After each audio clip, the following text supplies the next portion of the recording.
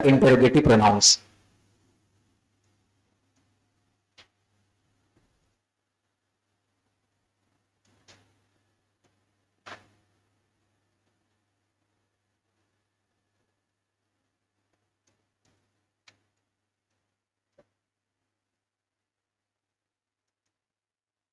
Interrogative pronouns. Sir interrogative pronouns की जब बात करते हैं तो आपके सामने एक सवाल उठता है कि क्या है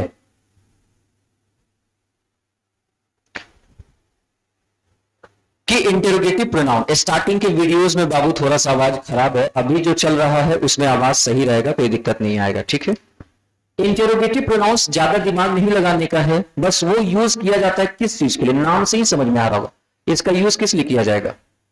यूज टू आस्क, हाँ, यूज टू आस्क क्वेश्चंस।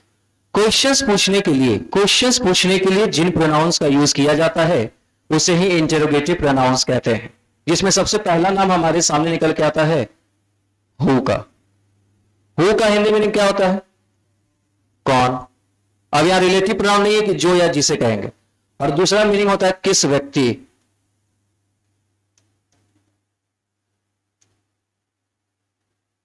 ठीक है, लिखो। दूसरा हमारे सामने आएगा व्हाट। व्हाट का मीनिंग क्या होता है? क्या। या एक मीनिंग निकल के आएगा कौन सा। देखिए व्हाट, कौन सा। तीसरा लिखिए होम, किस व्यक्ति। होम, किस व्यक्ति।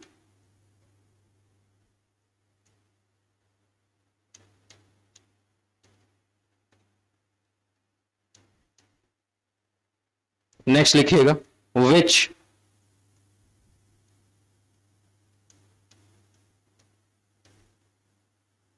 किसका या किस।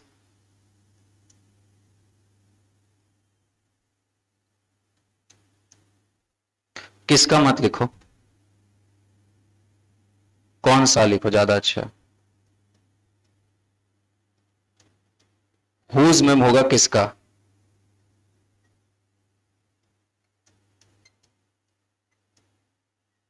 किसका, किसकी, ये सारा आएगा।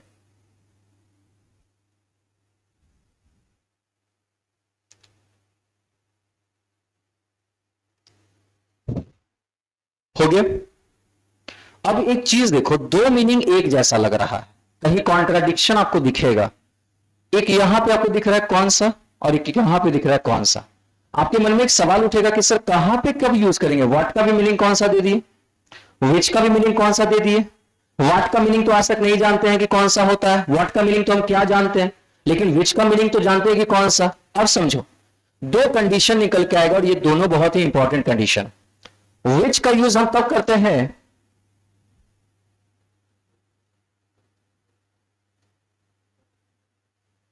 जब उपलब्ध में से चुनने की बात हो, और यहां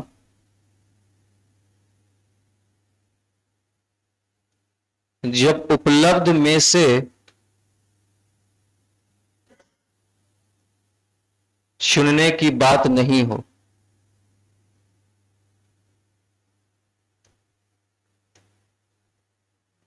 ये बहुत इंपॉर्टेंट है, मैं इसको बताऊंगा एग्जाम्पल के थ्रू।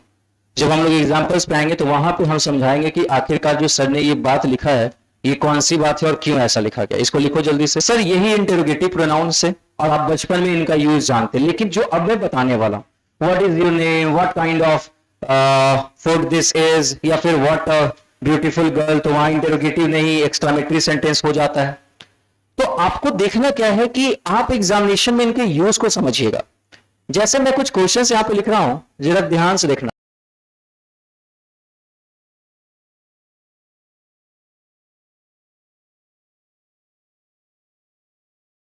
सर यहां पे भी ये जो किस व्यक्ति दिख रहा है, यहां भी किस व्यक्ति दिख रहा है, इसमें कोई अंतर नहीं है। बस अंतर इतना होता है कि हु सब्जेक्ट और होम क्या होता है, ऑब्जेक्ट। ऐसा हमने आपको पढ़ाया है रिलेटिव प्रोनाउंस में, आप जानते हैं। मैंने कहा कि जवाब देखिए, ये जो क्वेश्चन का है, ये जो क्वेश्चन होंगे, अगर हम बात करें हु की, हु का आंसर, क्या मैंने बोला, हु का आंसर दो जगह आएगा। जब सब्जेक्ट की जगह है, कहां है बेटा, जब सब्जेक्ट की जगह है किसी सेंटेंस में, सब्जेक्ट की जगह आए तो सब्जेक्ट होगा, and vice versa. Vice versa का मतलब इसका ऑपोजिट कर लो। और मैंने बोला जब ऑब्जेक्ट की जगह है, क्या मैंने बोला, जब कहां है बेटा, ऑब्जेक्ट की जगह है आंसर, तो क्या होगा, ऑब्जेक्ट होगा। अब क्या है सर, आप क्या बात कह दिए, इसे थोड़ा बारीकी से समझो, क्योंकि जब तक समझेंगे नहीं पढ़ने का कोई फायदा नहीं है। आप ईटा बोझा नहीं उठा रहे हैं, उसमें समझना नहीं है, बस काम करते चले जाना। अगर हम यहां पे हाईलाइट करने की कोशिश करें कि हमारे सामने ये हु सब्जेक्ट है या ऑब्जेक्ट है, हमें नहीं समझ में आ रहा, क्योंकि बाकी तो आपको यहां वर्ब दिख रहा है, मेन वर्ब, यहां भी वर्ब दिख रहा है, यहां भी वर्ब दिख रहा है, यहां भी वर्ब दिख रहा है, ठीक है। और वर्ब के बाद जनरली जो रहता है वो क्या होता है, ऑब्जेक्ट का पार्ट होता है, ये आप जानते हैं। तो ऐसे भी आप दिमाग लगा सकते हैं। लेकिन अब यहां देखो, मैंने कहा हु अरेंज्ड द चेयर्स, इसका मीनिंग हुआ चेयर्स को किसने अरेंज किया। मैंने सवाल क्या पूछा, हु अरेंज द एयर, या फिर मैंने कहा ग्लास किसने तोड़ा, हु ब्रोक द ग्लास। इस सेंटेंस की जगह अगर ऐसा लिखा रहे हु ब्रोक द ग्लास, तो आप कहेंगे सर चिंटू ग्लास तोड़ा है, sir Chintu broke the glass. Who arrange the chair, अगर इसका आंसर हम बात करें तो मैंने कहा राजन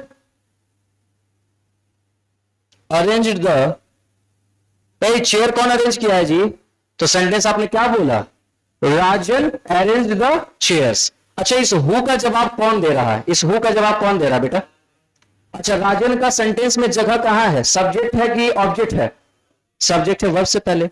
तो जब इसका जवाब जहां आ जाए, हु का जवाब जहां मिले, हु ऐसा ही होगा। तो हु यहां पे कैसा काम कर रहा है सर, सब्जेक्ट की तरह। अब इसका जवाब देखिए, who is waiting for me, मेरे लिए कौन इंतजार कर रहा है। मैंने फिर से कहा रानी इज वेटिंग फॉर यू, मैंने किसी से पूछा तो उसने जवाब दिया रानी इज वेटिंग फॉर यू। अब बताओ रानी कहां पे है, वर्ब के पहले है, यानी कि सब्जेक्ट की जगह है या ऑब्जेक्ट की जगह। तो इस हु का जवाब रानी से आया, तो ये हु अपने आप में क्या है बेटा, सब्जेक्ट है।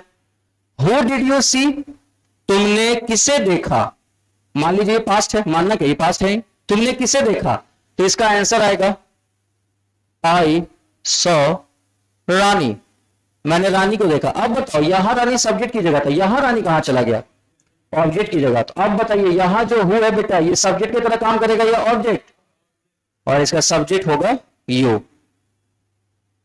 बात समझ में आ गया, ये ध्यान रखिएगा।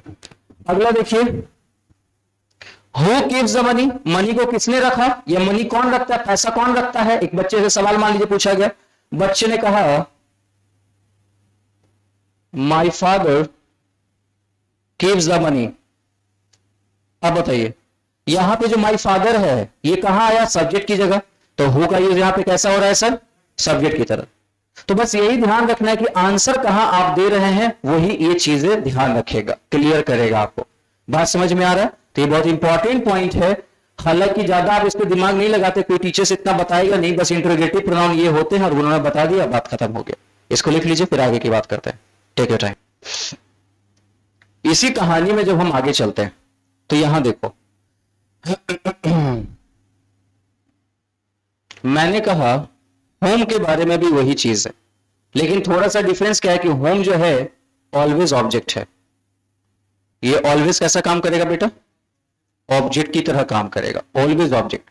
इसमें कभी भी सब्जेक्ट का फील आएगा ही नहीं, ये सब्जेक्ट बन ही नहीं सकता है बेचारा। ये वैसा है कि ये सब्जेक्ट कभी बन ही नहीं सकता है, जैसे कभी डॉक्टर नहीं कहते कि आप जीवन में कभी बाप बन ही नहीं सकते हैं ये अलग जोक है। तो वही है कि ये जीवन में कभी सब्जेक्ट बन ही नहीं सकता है, चाहे कुछ भी कर ले। आप कुछ भी कर ले सब्जेक्ट नहीं बन सकता है, तो जो है वही बन के रह सकता है। तो इसको हम ऑब्जेक्ट की तरह यूज करेंगे। और नॉर्मली जब इसको यूज करते हैं तो जरा सा देख लीजिए, मैंने कहा whom did the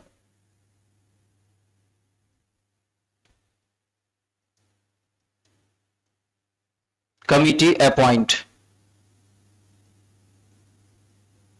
for this post, उतना ही, बस अपॉइंट तक रखो, चीजें क्लियर हो जाएगी।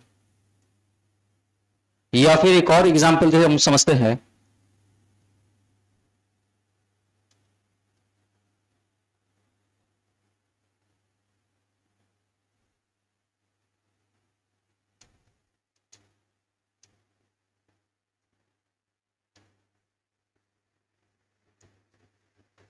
सीधा होम डिड सी लव। अब जो इस क्वेश्चन को देखिए, आप इसके आंसर को निकालने की कोशिश कीजिए। यहां पे हु लिखा गया है जबकि होम होना चाहिए।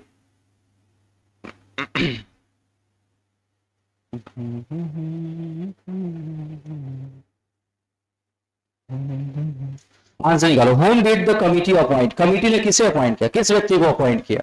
होम का हम नहीं जानते किस व्यक्ति को अपॉइंट किया, तो हम इसको ऐसा करेंगे, अपॉइंट करने वाला कौन है सर, कमिटी। ये सब्जेक्ट है तो इसको आगे लिखाएंगे और हम लिखेंगे पास्ट है sir, the committee appointed Rajesh. ठीक है, कमिटी ने किसे अपॉइंट किया, तो कमिटी ने राजेश को अपॉइंट किया। अब मुझे बताओ कि आंसर कहां आ रहा है सर, राजेश के बारे में सर। तो ये होम के लिए आंसर देने वाला राजेश है और राजेश अपने वर्ग के बाद है, तो ये कैसा काम कर रहा है सर, ऑब्जेक्ट। इसलिए होम भी आपका कैसा काम करेगा सर, ऑब्जेक्ट की तरह काम करेगा। इसका आंसर निकालने की कोशिश कीजिए। आप जरा देखेंगे, होम डिड सी लव, वह किससे प्यार करती थी, शी लव्ड मी, यहां पे जरूर लिखिए, या फिर मी की जगह पे कोई नाम दे दीजिए, रवि। शी लव्ड रवि, वो रवि से प्यार करती थी।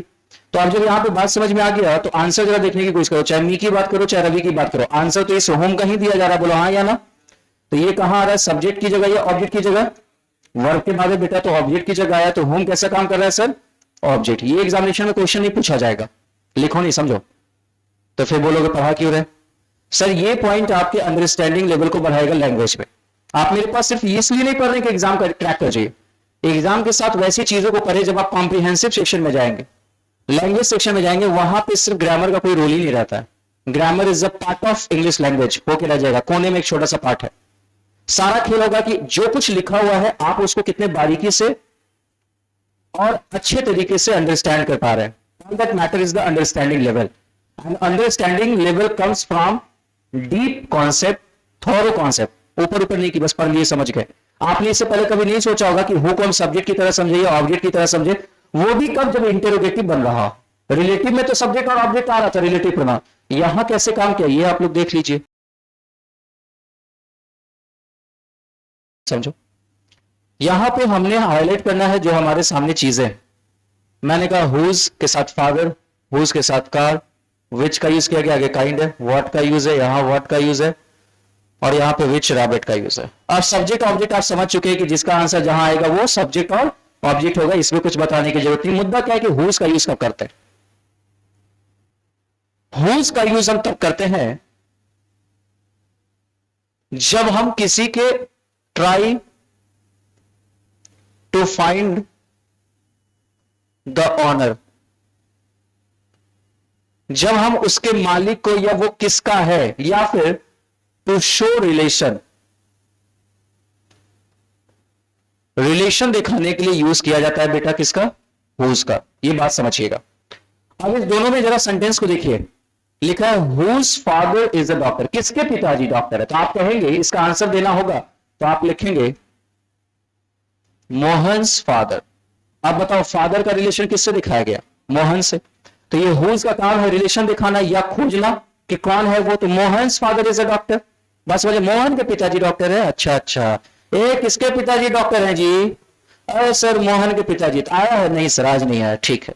समझ आ गया कि यहां पे सब्जेक्ट की तरह यूज किया गया, क्योंकि आंसर आप देख रहे हैं। हुज कार ब्रोक डाउन, किसका गाड़ी खराब हो गया भाई, किसका कार खराब हो गया, ओ पंकजवा की गाड़ी खराब हो गई, पंकज कार ब्रोक डाउन। तो ये यहां पे क्या दिखा रहा है, कार का जो ऑनर है उसको ऑनर को दिखा रहा है। मतलब यहां हुज जो है वो किस चीज की बात कर रहा है, रिलेशन की बात कर रहा है। बात समझो। उसी के जगह पे यहां पे जो हमारे सामने हुज है ये किस चीज की बात कर रहा है सर, ऑनर को दिखा रहा है। क्लियर हो गया। अब यहां पे आ जाओ, which kind of novel do you want to read, और व्हाट नॉवेल, दोबारा नॉवेल हो गया ना यहां पे, इसको हटा देते हैं।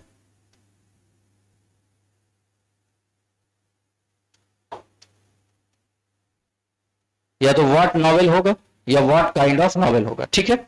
अब सवाल उठता है what novel do you want to read और which novel do you want to read. जरा देखो तो मैंने विच में क्या लिखा था, विच में मैंने लिखा था जब अवेलेबल में से चुनने की बात की गई हो, और व्हाट में मैंने लिखा था जब अवेलेबल में से चुनने की बात नहीं हो। फॉर एग्जाम्पल कि आप मेरे घर पे आए और मेरे घर पे वाकई में बहुत सारे नॉवेल्स आपको मिल जाएंगे। सर मुझे नॉवेल पढ़ना है सर, आपके पास बहुत सारा कलेक्शन है। मैंने कहा कौन सा नॉवेल पढ़ना चाहते हो, ठीक है देख लो यहाँ पे बहुत सारा लगा हुआ है, कौन सा पढ़ना चाहते हो ले लो। तो अवेलेबल में से चुनना है, तो अवेलेबल में से आप चुनने गए तो क्या लिखेंगे sir, which kind of novel do you want to read. मैं पूछा कि किस प्रकार का नॉवेल पढ़ना पसंद करेंगे, देखिए यहाँ पे आपके सामने इतना सारा है, किस प्रकार का नॉवेल आप पढ़ना पसंद करेंगे। तो अवेलेबल में से चुनना है तो व्हाट का यूज करेंगे या विच का, विच का। लेकिन पूरा नॉवेल चुनने के बाद देखने के बाद आपको कोई नहीं पसंद आया, सर नहीं समझ में आ रहा है सर, कोई और नॉवेल पढ़ना पसंद करेंगे सर, यहां नहीं है।